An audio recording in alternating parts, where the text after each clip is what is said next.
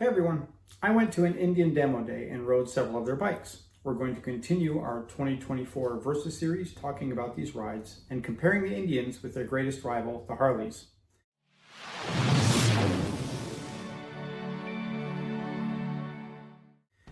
There is a vast difference between the Harley demo rides and the Indian demo rides.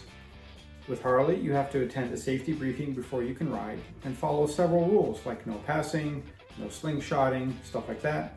The rides are always led by Harley people, and before each ride you have to sign up for which bike you want to ride next. The Indian demo rides are nothing like that at all. Once you've verified your motorcycle endorsement and received your wristband, it's a free-for-all. On the first ride, you're expected to go with a leader so that you learn the route you're supposed to take for the rest of the rides. After that initial ride, you can ride whenever you want and whatever bike you want.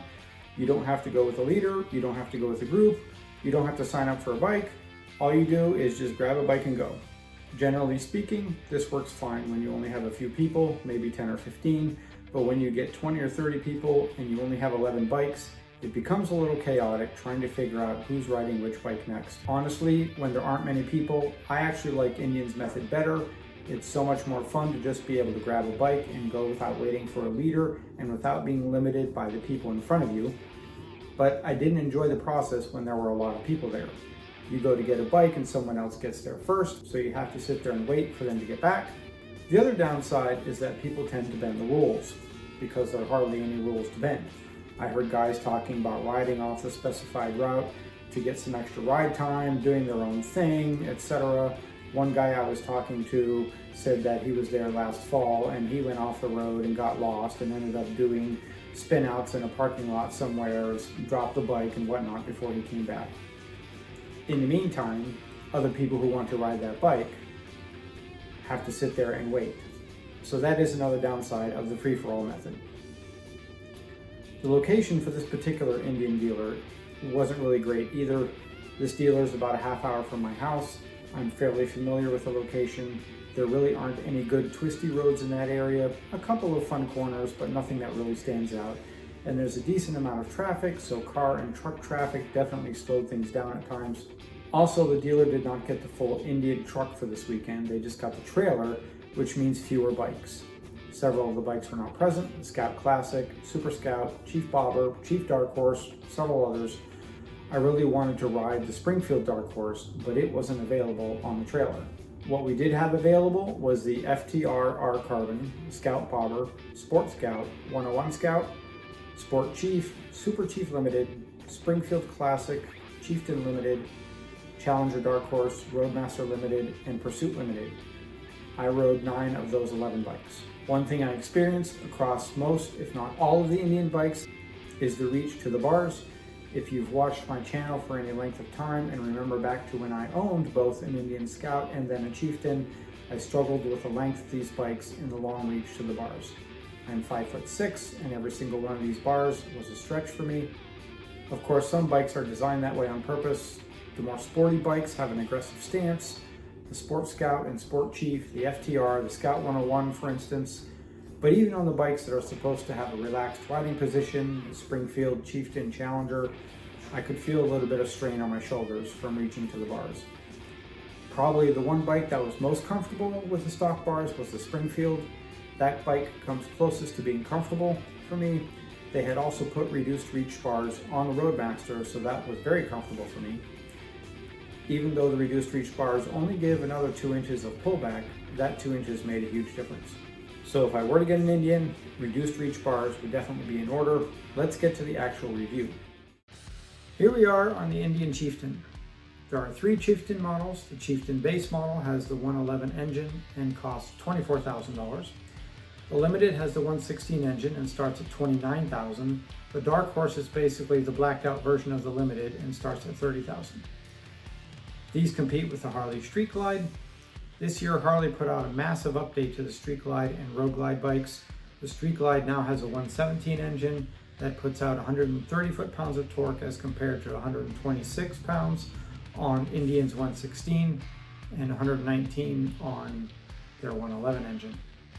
The Harley Street Glide starts at $26,000 for the base gray and goes up to $28,200 for the blacked out models with full color. This is less expensive than the Indian, which starts at $29,000 to get the 116 engine. So point goes to Harley for pricing. The Street Glide has a 12-inch touchscreen and all the rider safety enhancements available. Regular ABS and traction control, cornering ABS and traction control, TPMS, etc. The Chieftain has regular ABS and traction control and TPMS with a 7-inch touchscreen. So the Street Glide wins a point for electronics. The Street Glide weighs 12 pounds less than the Chieftain, which is interesting considering it has a bigger gas tank, 6 gallons versus the Chieftain's 5.5 gallons. That weight isn't really enough to make a huge difference, but it's another plus for the Street Glide.